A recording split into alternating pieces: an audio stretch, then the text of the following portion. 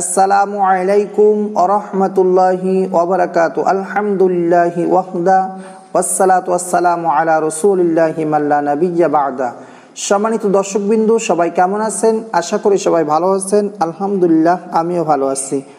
আজকে আমি আপনাদের জন্য যে দোয়াটি নিয়ে হাজির হলাম, যে দোয়া সম্পর্কে আলোচনা করব, যদি কোনো ব্যক্তি এই দোয়াটি মাত্র একবার পাঠ করে তাহলে আল্লাহ তাআলা তার ৭০টি বিপদ দূর করে দিবেন।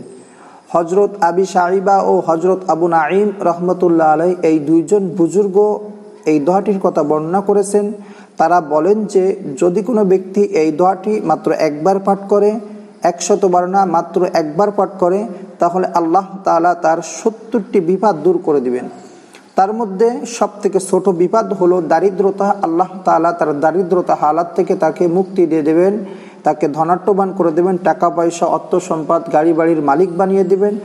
এই জন্য আপনি যদি এই দোয়াটি ইয়াকিন ও ইখলাসের সহিত আপনি আমল করতে পারেন, অবশ্যই আল্লাহ তাআলা আপনার দারিদ্রতার হালাত থেকে মুক্তি দিয়ে দেবেন এবং এর থেকেও আরও বড় বড় যে ৬৯টি বিপদ আছে আল্লাহ তাআলা তার থেকে আপনাকে মুক্তি দিয়ে দেবেন। আপনি এই দোয়াটি কখন পড়বেন এবং কিভাবে পড়বেন?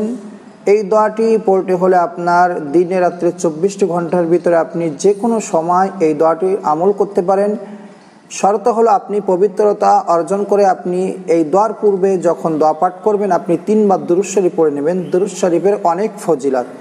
যে দোয়ার আগে আল্লাহ তাআলার কাছে দুরূদ পাঠ করা হয়, আল্লাহ তাআলা সেই দোয়াকে কবুল করেন। এই জন্য আপনি এই দোয়াটা প্রত্যেকটা দিন একবার পাঠ করবেন। অবশ্যই দেখবেন আল্লাহ তাআলা আপনার ৭০টি বড় বড় বিপদ থেকে আল্লাহ পাক রব্বুল আলামিন আপনাকে হেফাজত করবেন। সম্মানিত দর্শকবৃন্দ, দোয়াটা আপনার স্ক্রিনের উপর দেখতে পাচ্ছেন।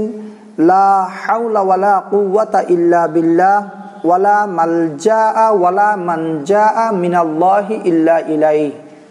বাংলা উচ্চারণটাও দেখতে পাচ্ছেন। যারা আরবি পারেন না, বাংলা দেখে মুখস্থ করে নেবেন।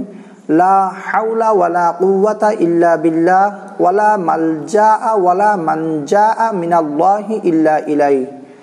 সম্মানিত দর্শকবিন্দু, এই দোয়াটির উপরে আপনি আমল করতে থাকবেন, অবশ্যই দেখবেন আল্লাহ তাআলা আপনার বড় বড় ধরনের ৭০টি বিপদ দূর করে দিবেন। আজকের ভিডিওটা এই পর্যন্তই। আশা করি ভিডিওটা একটু হলেও ভালো লাগছে, ভিডিওটা থেকে অল্প হলেও কিছু শিখতে পেরেছেন। ভিডিওটা ভালো লাগলে অবশ্যই একটা লাইক করবেন এবং ভিডিওটা বেশি বেশি করে শেয়ার করবেন। যারা অন্য ভাই বোনেরা আছে তারা যেন এই দোয়াটার উপরে আমল করে সমস্ত প্রকার বিপদ থেকে যেন মুক্তি পেতে পারে, হেফাজত হতে পারে। দেখা হচ্ছে নতুন কোনো ইসলামিক ভিডিওতে। সে পর্যন্ত সবাই ভালো থাকবেন, সুস্থ থাকবেন। আসসালামু আলাইকুম ওয়া রাহমাতুল্লাহি ওয়া বারাকাতুহু।